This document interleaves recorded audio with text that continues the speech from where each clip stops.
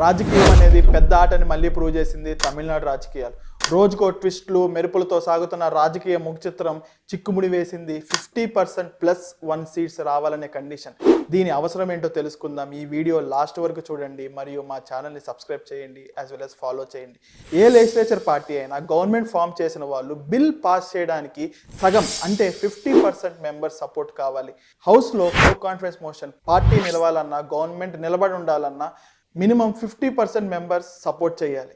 So 50% criteria single పార్టీతో అయినా కోయిలేషన్తో అయినా చేయొచ్చు. ఇది నేను చెప్పడం కాదు, మన రాజ్యాంగాన్ని స్పష్టంగా అర్థం చేసుకున్న పుంచి కమిషన్ గైడ్లైన్స్ని విడుదల చేసింది. Article number 164(1) pressure of governor అనే ప్రొవిజన్ని స్పష్టం చేసింది.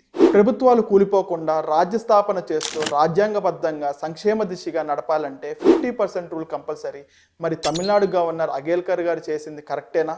మీ అభిప్రాయం చాలా ఇంపార్టెంట్. కమెంట్స్లో తెలియచేయండి అండ్ మీ ఫ్రెండ్స్కి షేర్ చేయండి. Thank you. Veranda IAS, where your dream becomes reality.